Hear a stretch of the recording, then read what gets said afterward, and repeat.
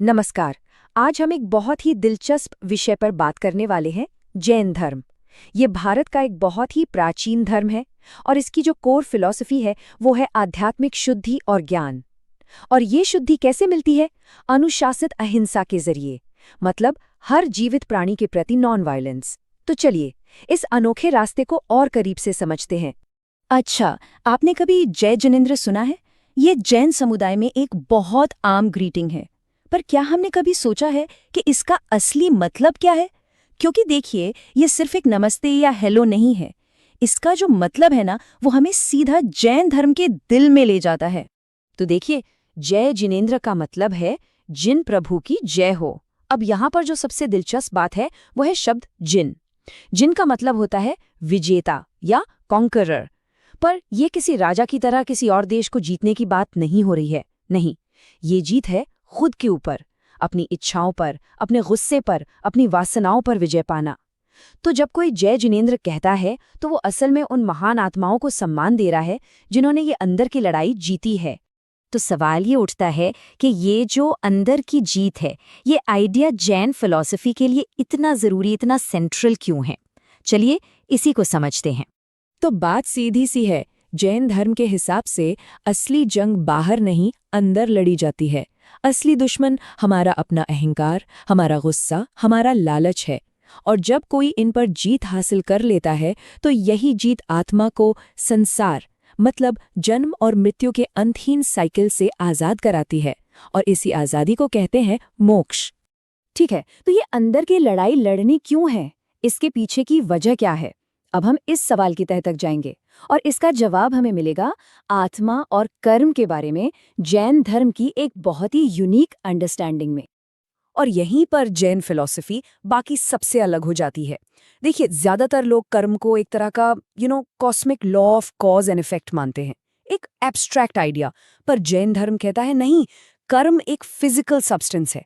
हाँ, एक असली चीज। इसको आप ऐसे समझिए जैसे कोई कॉस्मिक डस्ट हो, बहुत ही बारीक कण जो हमारे हर एक्शन, हर सोच, हर शब्द से हमारी आत्मा की तरफ खिंचते हैं और उस पर चिपक जाते हैं।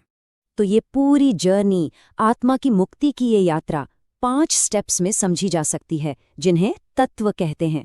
सबसे पहले है आश्रव, मतलब कर्म के कण आत्मा की ओर बहकर आते हैं। फिर होता है बंध, जब ये कण आत्मा से चिपक जाते हैं, उसे बांध लेते हैं। इसके बाद आता है संवर, जब हम सही डिसिप्लिन से इन नए कर्मों को आने से रोक देते हैं। फिर है निर्जरा, यानी जो कर्म पहले से चिपके हुए हैं उन्हें तपस्या से हटाना, साफ करना।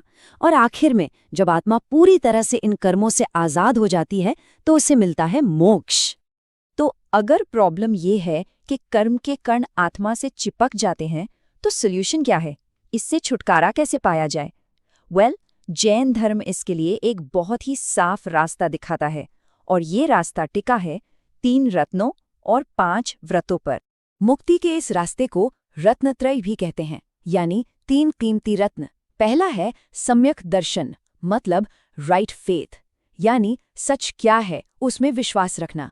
दूसरा है सम्यक ज्ञान, मतलब राइट नॉलेज, यानी उस सच को सही तरीके से समझना। और तीसरा है सम्यक चारित्र, मतलब राइट कंडक्ट, यानी जो समझा है उस पर सही तरीके से अमल करना। जब ये तीनों एक साथ मिलते हैं तभी मोक्ष का रास्ता खुलता है।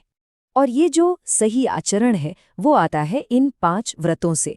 अब यहाँ एक बड़ी मजेदार बात है, ये व्रत साधु संतों और आम लोगों दोनों के लिए हैं, पर थोड़े अलग अलग तरीके से। जो सन्यासी हैं उनके लिए ये महाव्रत हैं, मतलब बहुत ही सख्ती से पालन करना होता है।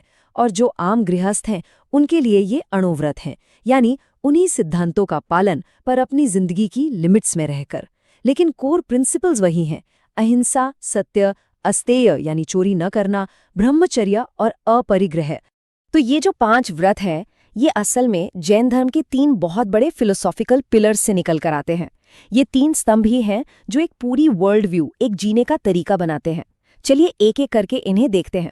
सबसे पहला और शायद सबसे जरूरी पिलर है अहिंसा। और ये सिर्फ किसी को मारना या चोट पहुंचाना नहीं है, नहीं, ये उससे कहीं ज्यादा गहरा है। ये मन, वचन और कर्म, यानी सोच में, बातों में और कामों में किसी को भी तकलीफ ना पहुंचाना है। ये प्रिंसिपल इतना सेंट्रल है कि ये जैन डाइट को भी शेप करता है।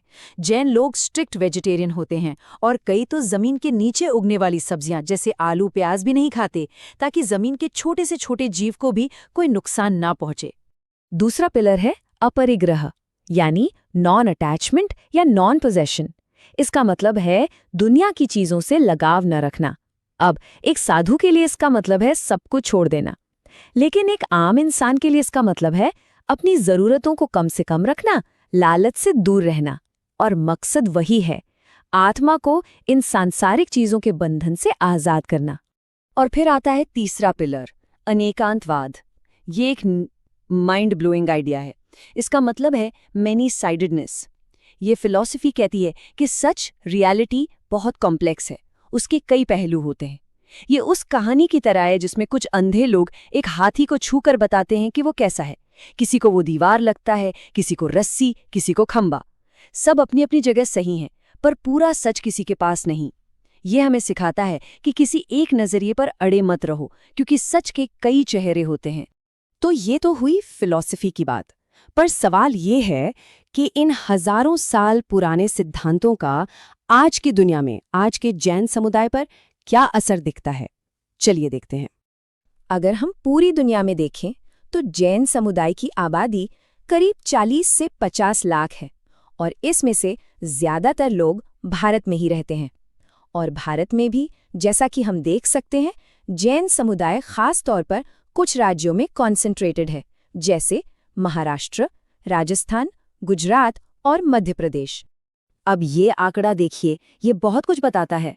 जैन समुदाय की लिटरेसी रेट यानी साक्षरता दर भारत में सभी समुदायों में सबसे ज्यादा है, और इसके पीछे भी एक वजह है। इसे अक्सर सम्यक ज्ञान यानी राइट नॉलेज के प्रिंसिपल से जोड़ा जाता है। हिस्टोरिकली अहिंसा के सिद्धांत की वजह से जैन लोगों ने खेती किसानी जैसे काम नहीं किए, क्योंकि उसमें जीवों को नुकसान हो सकता था।